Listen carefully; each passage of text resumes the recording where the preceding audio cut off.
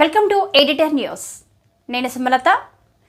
చంద్రబాబు అంటే తెలుగుదేశం అంటే చంద్రబాబు. ఆయన ఉమ్మడి ఆంధ్రప్రదేశ్ రాష్ట్రాన్ని 9 ఏళ్ల పాటు పరిపాలించిన నాయకుడు. రాష్ట్రం విడిపోయిన తర్వాత బాబు ఆంధ్రప్రదేశ్ రాష్ట్రానికి పరిమితమయ్యారు.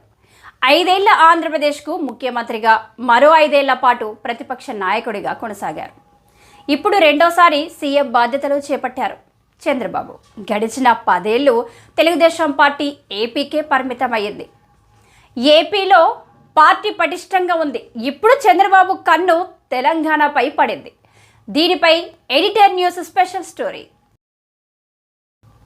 హైదరాబాద్లో పార్టీ సమావేశం శనివారం జరిగింది. ఈ సమావేశంలో ఆయన మాట్లాడిన తీరు గమనిస్తే తెలంగాణలో పార్టీ అభివృద్ధికి ఆయన ముందడుగు వేసినట్టు తెలుస్తుంది.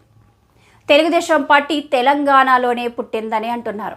అంటే ఆయన తెలంగాణలో పార్టీని బలోపేతం చేయడానికి సిద్ధమైనట్టు తెలుస్తుంది. ఇప్పుడు తెలంగాణలో చేయడానికి చెప్పుకోదగ్గ కార్యక్రమాలంటూ ఏవీ లేవు. రాబోయే స్థానిక సంస్థల ఎన్నికల్లో మాత్రం పోటీ చేయడానికి పార్టీ సిద్ధమైనట్లు తెలుస్తుంది.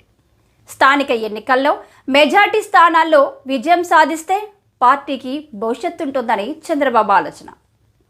ముందుగా రాష్ట్రంలో గట్టి పట్టున్న నాయకుడిని రాష్ట్ర అధ్యక్షుడిని చేయడానికి బాబు నిర్ణయం తీసుకున్నట్టు సమాచారం.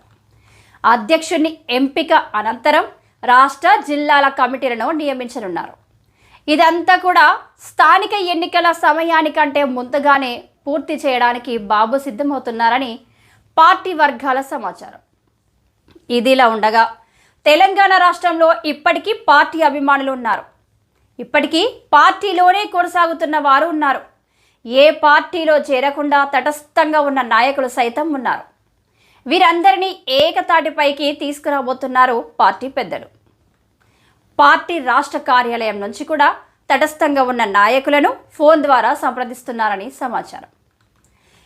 ఏది ఏమైనప్పటికీ పార్టీ పూర్వ వైభవం కోసం బాబు త్వరలోనే తెలంగాణలో పర్యటించే అవకాశాలున్నాయని తెలుగుదేశం పార్టీ శ్రేణులు స్పష్టం చేస్తున్నారు.